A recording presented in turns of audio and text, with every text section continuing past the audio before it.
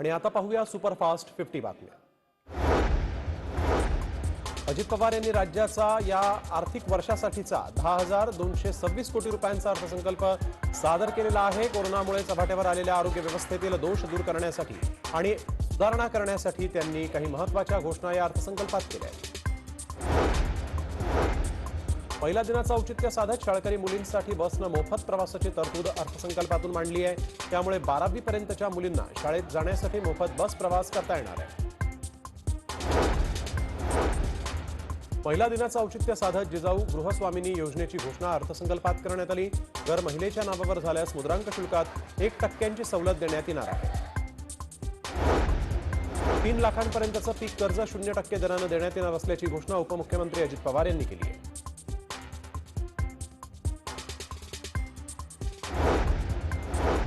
राज्याच्या अर्थसंकल्पात मद्यावरील करात 5% वाढ करण्यात आली। मद्यावरील वॅट 60%वरून आता 65%वर करण्यात आलेला आहे। संसर्गजन्य रोगाचे प्रत्येक जिल्ह्यात हॉस्पिटल उभारणार असून 8 मध्यवर्ती ठिकाणी हृदयरोगासंबंधी हॉस्पिटल उभारण्यात येणार आहे। तर उस्मानाबाद, सिंधुदुर्ग, अमरावती, परभणीत मेडिकल कॉलेज उभारणार असल्याची घोषणा अजित पवार यांनी केली। पुण्यातील वाहतूक कोंडीतून सुटकेसाठी पुण्यात रिंग रोड तयार करण्याची घोषणा करण्यात आली आहे। यासाठी 24,000 कोटींच्या निधीची तरतूद राज्याच्या अर्थसंकल्पात करण्यात आली। राज्यात नवे पर्यटन धोरण लवकरच जाहीर होणार आहे। त्यासाठी महाबळेश्वर, पाचगणी, लोणार सरोवराचा विकास आराखडा तयार करण्यात आला आहे। सध्या कोरोनामुळे आरोग्य सेवा सुधारण्याची गरज पडलेली आहे। त्यामुळे आरोग्य सेवेसाठी 7,000 कोटींच्या प्रकल्पाची तरतूद करण्यात आली। जिल्हा रुग्णालय तसंच प्राथमिक आरोग्य केंद्र देखील उभारणार असल्याचं अजित पवारांनी सांगितलं। पुणे नगर नाशिक 235 किलोमीटरचा रेल्वे मार्ग उभारण्याची घोषणा अर्थसंकल्पात करण्यात आली असून या रेल्वे मार्गासाठी 16,139 कोटी रुपये मंजूर करण्यात आले आहेत। राज्याच्या अर्थसंकल्पात मुंबईतील कोस्टल मार्ग 2024 पर्यंत पूर्ण करणार असल्याची घोषणा करण्यात आली आहे। राज्याच्या अर्थसंकल्पात प्राचीन मंदिराचं जतन करण्यासाठी यंदा 101 कोटी रुपयांची तरतूद करण्यात येणार आहे। यासाठी 8 प्राचीन मंदिरं निश्चित करण्यात आल्याची माहिती अजित पवार यांनी दिली। राज्याच्या अर्थसंकल्पामध्ये नाशिक मुंबई मार्गावर मेगा इलेक्ट्रिक चार्जिंग सेंटर उभारणार असल्याची घोषणा उपमुख्यमंत्री अजित पवार यांनी केली। राज्याच्या अर्थसंकल्पात स्वायत्त संस्थांसाठी तरतूद करण्यात आली आहे। सारथी बार्टी संस्थांना प्रत्येकी 150 कोटी रुपयांची तरतूद करण्यात आली। तसंच या संस्थांना अजून पैसे लागल्यास राज्य सरकार मदत करणार असल्याची घोषणा झालेली आहे। राज्याच्या अर्थसंकल्पात नांदेड ते जालना 200 किलोमीटरचा नवीन मार्ग उभारणार असल्याची घोषणा अजित पवारांनी केली। राज्याच्या अर्थसंकल्पात गोव्याला जाणाऱ्या समुद्री मार्गासाठी 9,540 कोटींची तरतूद करण्यात आली आहे। यामध्ये 540 किलोमीटर समुद्री मार्ग तयार करण्यात येणार आहे। राज्याच्या अर्थसंकल्पात बस स्थानकांच्या आधुनिकीकरणासाठी 1,400 कोटी रुपयांची तरतूद करण्यात आली असून परिवहन विभागासाठी 2,500 कोटींची घोषणा करण्यात आली आहे। राज्याच्या अर्थसंकल्पात गोसेखुर्द प्रकल्पासाठी 1,000 कोटी रुपये मंजूर करण्यात आले आहेत। डिसेंबर 2023 अखेर हा प्रकल्प पूर्ण करणार असल्याचं अजित पवारांनी म्हटलं आहे। राज्याच्या अर्थसंकल्पात शेतकऱ्यांसोबत कृषी विद्यापीठांसाठीही तरतूद करण्यात आली आहे। कृषी विद्यापीठांना संशोधनासाठी दरवर्षी 200 कोटी रुपये देणार असल्याची घोषणा अर्थसंकल्पात करण्यात आली। राज्याच्या अर्थसंकल्पामध्ये शेतकऱ्यांसाठी आर्थिक तरतूद करण्यात आली असून कृषी पंप जोडणी धोरण राबवणार आहोत अशी घोषणा अजित पवारांनी केली। त्यासोबतच कृषी पंप जोडणीसाठी महावितरणला 1,500 कोटी रुपयांची तरतूद करण्यात आली। मनपा नगर परिषदा नगरपंचायतीत आरोग्य पायाभूत सुविधा उभारणार असल्याचं अजित पवारांनी म्हटलंय। त्यामुळे मनपा क्षेत्रासाठी यंदा 800 कोटी रुपये देणार असल्याचं त्यांनी जाहीर केलं। यंदा कोरोनामुळे आरोग्य सेवा सुधारण्याची गरज पडली। त्यामुळे आरोग्य सेवेसाठी 7,000 कोटींच्या प्रकल्पाची तरतूद करण्यात आली। जिल्हा रुग्णालय तसंच प्राथमिक आरोग्य केंद्र उभारणार असल्याचं अजित पवारांनी सांगितलं। संसर्गजन्य रोगाचे प्रत्येक जिल्ह्यात हॉस्पिटल उभारणार असून 8 मध्यवर्ती ठिकाणी हृदयरोगासंबंधी हॉस्पिटल उभारण्यात येणार आहे। डॉक्टरांच्या पदवीच्या 1,990 पदव्युत्तर 1,000 जागा वाढवल्या जाणार आहेत। तर पीपीपी मॉडेलवर आरोग्य सेवा उभारणार असल्याचं अजित पवारांनी जाहीर केलंय। तर 11 परिचारिक प्रशिक्षण वर्गाचं महाविद्यालयामध्ये रूपांतर करण्यात येणार आहे। उपमुख्यमंत्री अजित पवारांनी आज राज्यासाठीचा अर्थसंकल्प सादर केला आहे। त्यात अजित पवारांनी वैद्यकीय शिक्षण विभागास 1517 कोटींची तरतूद केलेली आहे। शेतकऱ्यांचं उत्पन्न वाढीसाठी सरकार प्रयत्न करणार असल्याचं अजित पवारांनी म्हटलंय। यावेळी 31,23,000 शेतकऱ्यांना 19,000 कोटी थेट वर्ग केल्याचं अजित पवारांनी सांगितलंय।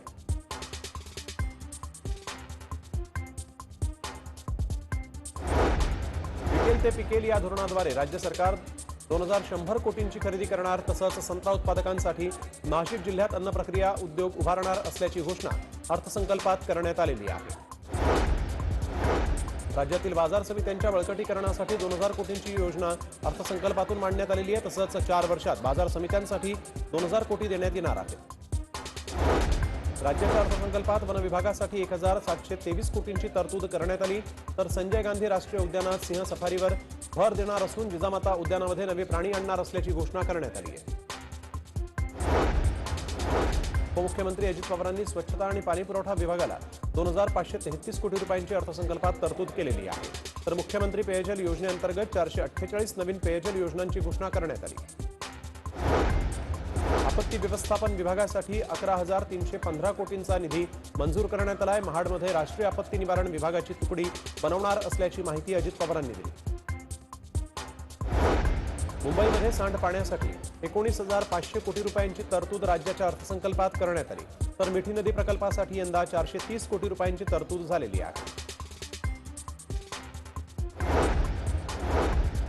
भिवंडी नावाशेवा प्रकल्प 2022ला पूर्ण करणार असल्याची घोषणा राज्याच्या अर्थसंकल्पात करण्यात आली आहे। तर वरळी ते शिवडी पुलाचं काम 3 वर्षात पूर्ण करणार असल्याची घोषणा उपमुख्यमंत्र्यांनी केली। ठाण्यात 7,500 कोटींचा वर्तुळाकार मेट्रो प्रकल्प हाती घेणार असल्याची घोषणा राज्याच्या अर्थसंकल्पात मांडण्यात आलेली आहे। राज्याच्या अर्थसंकल्पात मुंबईतील 14 मेट्रो लाईनचे 1,40,000 कोटी खर्च अपेक्षित असून मेट्रो मार्ग 2A7चं काम 2021 पर्यंत पूर्ण करणार असल्याची घोषणा अजित पवारांनी केली। राज्याच्या अर्थसंकल्पात नांदेड ते जालना 200 किलोमीटरचा नवीन मार्ग उभारणार असल्याची घोषणा अजित पवारांनी केलेली आहे। राज्याच्या अर्थसंकल्पात मद्यावरील करामध्ये 5% वाढ करण्यात आली आहे। मद्यावरील वॅट 60%वरून आता 65%वर करण्यात आलेला आहे।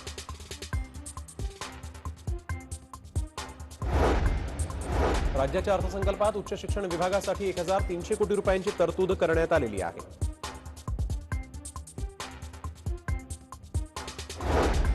राज्याच्या अर्थसंकल्पात स्वायत्त संस्थांसाठी तरतूद करण्यात आली आहे। सारथी बार्टी संस्थांना प्रत्येकी 150 कोटींची तरतूद करण्यात आली। तसंच या संस्थांना अजून पैसे लागल्यास राज्य सरकार मदत करणार असल्याची घोषणा झालेली आहे।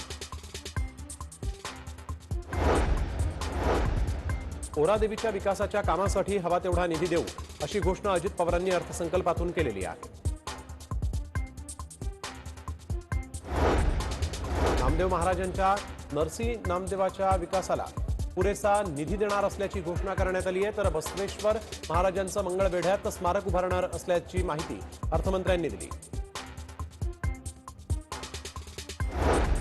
राज्याच्या अर्थसंकल्पात राज्यातील महत्त्वाचं तीर्थक्षेत्र असणाऱ्या अष्टविनायक तीर्थक्षेत्रांच्या विकासाला निधी देण्यात येणार असल्याची घोषणा अजित पवार यांनी केलेली आहे।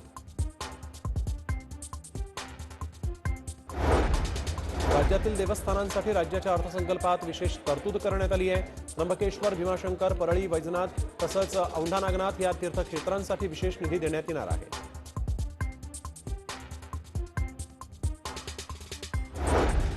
महाराष्ट्राचं आराध्य दैवत असणाऱ्या जेजुरी गडावर राज्याच्या अर्थसंकल्पातून विशेष निधी देण्यात आलेला आहे।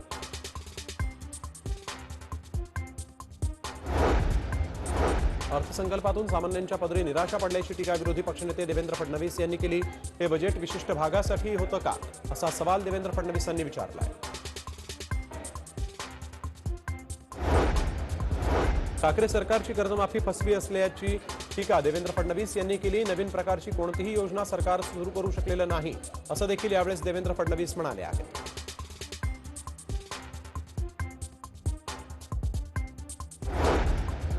राज्याच्या अर्थसंकल्पात महिलांसाठी कोणतीही प्रभावी योजना नसल्याची माहिती देवेंद्र फडणवीस यांनी दिली। तर हे अर्थसंकल्प मोठं रडगाणं असल्याची टीका यावेळेस देवेंद्र फडणवीसांनी केली आहे। राज्याच्या अर्थसंकल्पात वीज बिलांसंदर्भात कोणतीही घोषणा करण्यात आलेली नाही. विरोधी पक्षनेते देवेंद्र फडणवीस यांनी ही माहिती दिली आहे. अर्थसंकल्पात पेट्रोल डिझेलमध्ये कोणतीही कपात करण्यात आलेली नाही अशी माहिती देखील देवेंद्र फडणवीसांनी दिली. त्यामुळे राज्य सरकारला आता केंद्राला बोलण्याचा हक्क उरलेला नाही अशी टीका फडणवीसांनी केली. आरक्षणावर सरकारची भूमिका संदिग्ध असून कुठेतरी आरक्षण धोक्यात टाकण्यासारखं आहे अशी टीका देवेंद्र फडणवीसांनी केली आहे. तसंच अशोक चव्हाण यांना मराठा आरक्षणाच्या केसची देणघेण नाही अशी टीकाही फडणवीसांनी केली.